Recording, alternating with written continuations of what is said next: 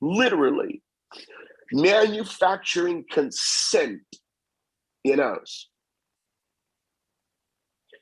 This is what is so disturbing to me, because a lot of this literature comes, like I said, from the Baghdad text, but it's also, a lot of this is in possession literature, where the same beings were visiting women and inseminating them with seed and then possessing the fetus that they were pregnant with. Same phenomenon, different parts of history, different parts of the world, but nevertheless, we're dealing with the same threat. And this is not me weaving a threat narrative. This is me giving you the basis, the facts of the matter. Facts don't care about our feelings. This is where they're at. This is what they're doing. And we have to ask, how are they doing it?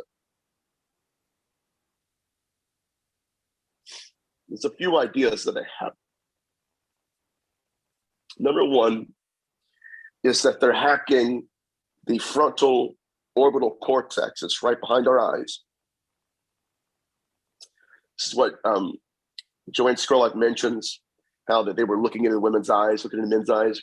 Same phenomenon in the Apocrypha of John, that when they start to look into our eyes, even in UFO abduction literature, it's a common motif. It's undeniable. And I believe what they've been doing for the longest time is somehow they can hack our brain to where we literally feel like we're in a dream state. That's what the Baghdad text mentions. If you see these beings in a dream, why? Because they're triggering the dream. I'm going to tell you something after this too. It's fascinating, but it's troubling. So what they can do is literally hack our belief systems.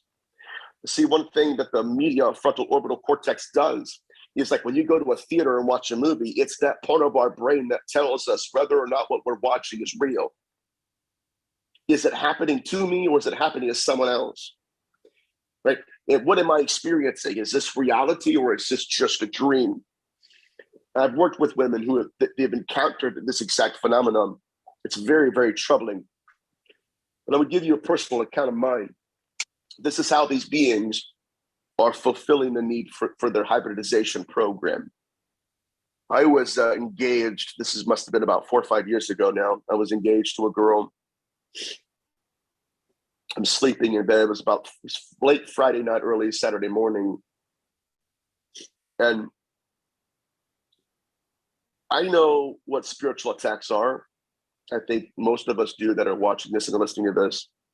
And I know when I'm being attacked in a dream. And in this dream, I'm wrestling with this featureless shadow figure. It was a woman. And she had, like, here's what's crazy. If you would have, my ex's name's Ellie. So if you'd have put Ellie in a room, turn the lights off, and let your eyes adjust to her in the darkness, she would be featureless, but she would still have her mortal frame, right? Long black hair, very thin. You could tell, at least in my perception, that's Ellie. Looks just like her if all the lights were turned off. But in the dream, it was just like that. In the dream, this succubus was on top of me. And I'm looking at her and I'm trying to figure out in a dream, is this Ellie? What's really going on here? Because it looked just like her, but something was drastically off. Like something just didn't feel right. And I'm fighting, I'm trying to get her off of me. And as I'm wrestling in the dream, I wake myself up from the dream. And when I do, I remember thinking, thank God I'm out of that dream. That was really weird. But when I wake up, that entity was literally on me.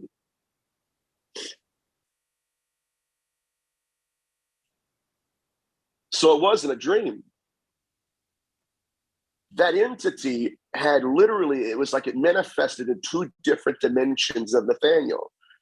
It was in my dream state, but it was almost masking its presence through a dream. Like, don't worry, Nate, it's just a dream. Let everything happen according to plan.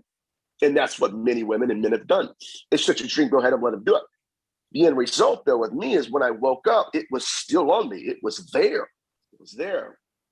And I remember asking Ellie, looking around frantically, going, Ellie, is this you? Is this you? Is that you? And finally, this thing, like, it was almost like it took one leg, went over, and then it leaned down like this. And when it did, it just faded away. And then I looked down at my ex, and I'm looking at her, and I'm shaking her awake, and she's going, "What's happening?" I said, "I have no idea." "Was that you? Was that you?" She goes, "No, I've been asleep. Like, what's going on?"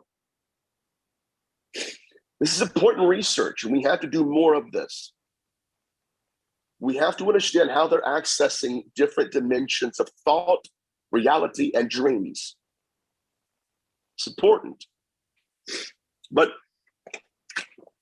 I believe that's one way that they're accomplishing what they're accomplishing, is literally hacking our brains. The second way, then we have evidence of this throughout history. Now, this book is torn to bits because I've read it like 50 billion times. The cover's even broken off. Eros and Evil by R.E.L. Masters.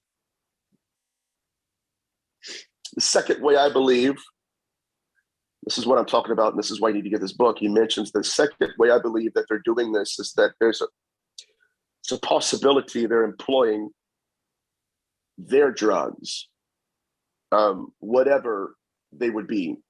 We have evidence, again, throughout history of whatever these beings are, giving us drugs to use, giving us avenues that can create bridges for them to come into our world and us to tap into theirs.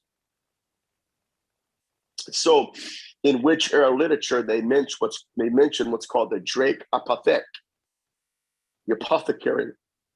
And basically what these were was you would have a witch, and she would take potions, and it would ingest different roots, different herbs, and it would induce the same kind of dream states that we're witnessing right now in the phenomenon. It's fascinating to me because I think it's an area of research that few have gotten to.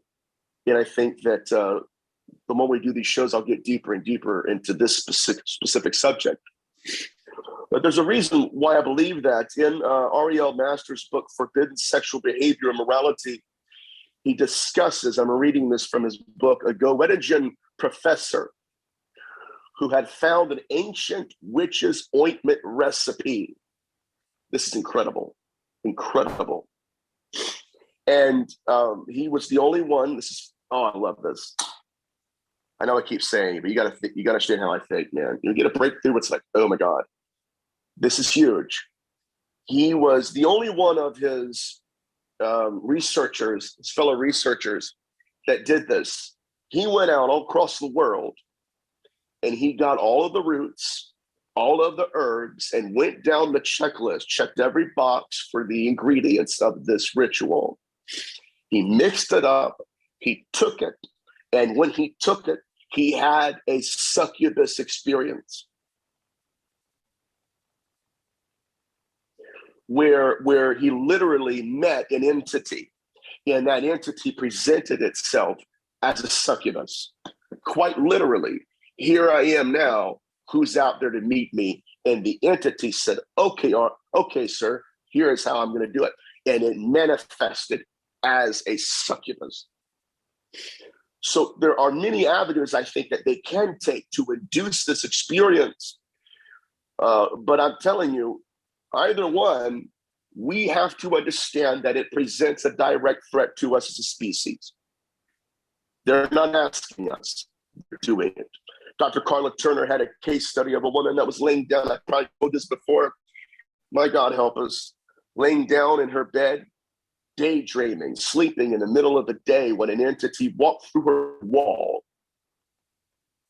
Imagine somebody in the family doing that, and somebody down the street doing that. We would have a problem with it? Absolutely. We have people that lock their doors at night, but tell us this is a good thing that these beings are doing this to women. I call this. I think that's a joke. She said she was accosted. It was almost an out-of-body experience. Everything that thing did to her body, she did not feel it, but psychologically she was suffering from the symptoms.